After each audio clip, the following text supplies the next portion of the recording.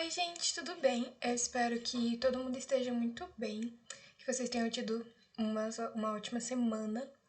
E se você puder ficar em casa, por favor, fique. Na aula de hoje, a gente vai falar sobre o humanismo. Lembrando que, né, nas últimas aulas a gente falou sobre a introdução da literatura e sobre o trovadorismo. E aí hoje a gente vai falar sobre o humanismo, que é muito legal a gente falar, que lembra que na primeira aula de introdução eu tinha falado que existia, que a gente podia falar que as escolas literárias elas podiam ser tanto Dionísio quanto Apolo, dos deuses gregos, enfim. Então, o legal do humanismo é que a gente fala que ele é bifonte, ou seja, ele tá entre Apolo e entre Dionísio. Ele tá entre a razão, ele tá entre sentimentos, ele tá entre tudo.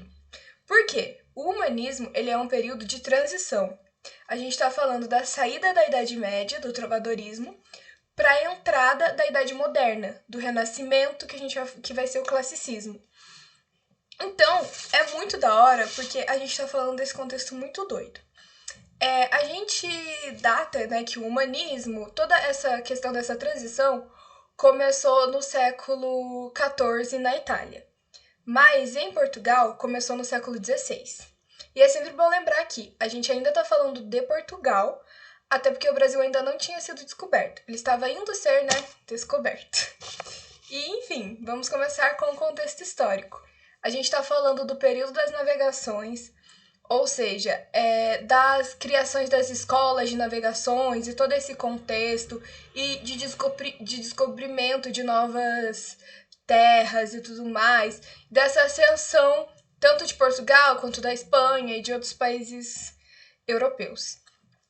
Da invenção da imprensa, que é uma coisa muito importante também que a gente pode relacionar com a Reforma Protestante.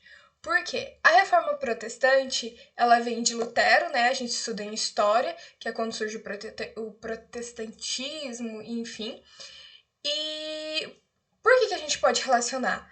Porque a gente pode falar com a invenção da imprensa, muitas pessoas começaram a ler a Bíblia, né? Porque a Bíblia foi começando a ser traduzida e tudo mais, e as pessoas foram tomando as suas. A forma como elas entendiam o que estava escrito. Então, isso veio muito, né, da questão da reforma protestante, que foi que Lutero estava vendo todas as questões que a igreja estava fazendo, como indulgências e tudo mais, e começou a interpretar a Bíblia de uma outra forma, de uma forma diferente do jeito que a igreja via. E aí a gente tem a Contra-Reforma também, né, que foi a resposta da Igreja Católica perante isso. Então a gente está falando de Inquisição, a gente está falando de pessoas sendo queimadas e de censura e toda essa questão. E nesse período a gente tá começando o mercantilismo e tá saindo do feudalismo. Então também tem essa questão de qual eu fico, qual eu não fico e tudo mais. É muito uma questão de dualidade que a gente tem no contexto histórico. Isso reflete muito nas características do humanismo. O humanismo, ele vem com a questão do resgate à antiguidade clássica, assim como o classicismo, que traz isso, consolida isso depois. E é muito legal a gente ver que a questão da antiguidade clássica também está muito ligada à busca da razão, do racionalismo. Porque, por exemplo, quando a gente estuda Platão, Aristóteles e toda essa galera, eles estão falando da razão. E aí tem a Idade Medieval, que segundo, né, os renascentistas, quebra todo esse padrão. E assim, até uma coisa legal pra gente falar, que eles resgatam a antiguidade clássica, por quê? Porque para eles, o período medieval foi um período muito retrógrado, muito péssimo para todo mundo e tudo mais, e depois a gente vê que não, né? Tá um pouco errado, assim, quando a gente se aprofunda em história. Mas, enfim, eles acreditam nisso. Até exatamente por isso que quem cria o termo Idade das Trevas para a Idade Média são os renascentistas. É o período que vem depois deles. Então é muito legal a gente saber disso. E aí a gente tem essa busca da razão brigando com a igreja, ou seja, não vai ter mais aquele negócio de tipo, a moça roubou o pão e por isso ela morreu, porque foi uma forma de Deus falar que ela estava errada. Não, vai buscar, tipo, será que o pão tinha mofo? O que será que aconteceu? Por que ela morreu? Será? O que aconteceu, né? E aí a gente também tem a questão do antropocentrismo, versus o teocentrismo. O antropocentrismo é quando a gente coloca o homem no meio, tipo, quando o homem tá no centro de tudo. E o teocentrismo, que era do trovadorismo até então, da Idade Média, que era Deus no centro de tudo. Então começa a haver muito mais questionamentos. E com isso, né, o pecado versus o hedonismo. O hedonismo é tipo, eu só tenho essa vida, eu vou viver pelos meus prazeres e, cara, eu tenho que, né, tipo, caralho, meus prazeres, deixa eu, né, tipo, pegar isso pra mim e ter prazer nas coisas que eu tô fazendo. E aí, a mesma questão, mas se eu fizer essa coisa que é errado, mas eu tenho prazer, eu vou pro inferno porque é pecado e tudo mais. Então, assim, a cabeça do humanista, a gente pode dizer que é muito confusa, porque são muitos questionamentos a todo minuto. E aí, a produção artística literária que a gente tem na época, antes é muito importante dizer, acabou as cantigas que a gente tinha visto? Não, elas ainda existem, mas o que vai tomando forma são esses gêneros que a gente vai ver. A gente vai falar de 3 gêneros. O mais importante vai ser o gênero dramático, que é o teatro do Gil Vicente.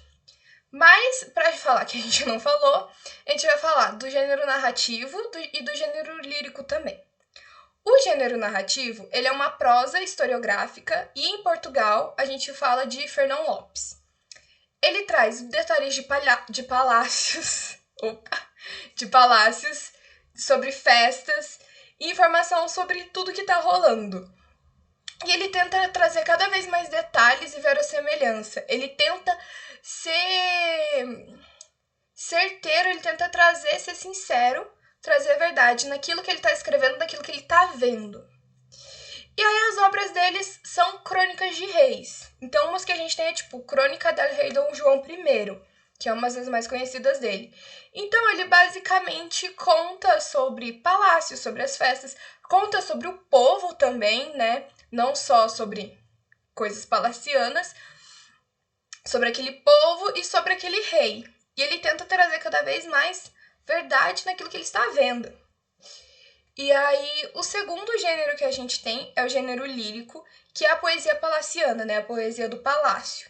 Que ela usa redondilhas maiores. Redondilhas maiores, escansão de poema, a gente vai falar isso na próxima aula, que é a aula de classicismo. Então, se vocês pegam e falam, tá bom, ok, já já a gente vê. E usa o amor como intimidade. O amor já não é mais tratado daquele jeito que era tratado no trovadorismo, por exemplo, nas cantigas de amor, de tipo, meu Deus, eu vou passar pano onde essa mulher tá, eu faço tudo por ela, socorro. Não. A gente tá falando mais de uma coisa que ela se concretiza, de uma coisa que é real, de uma coisa que não é muito assim romântica, a gente pode dizer. E o gênero dramático agora, o teatro do Gil Vicente. É muito importante a gente falar quem foi Gil Vicente, né? E também sobre o teatro. O teatro, ele já existia na Idade Média e ele era como uma forma pedagógica, a gente pode dizer, de ensinar as pessoas sobre os costumes, sobre valores e sobre todas essas questões.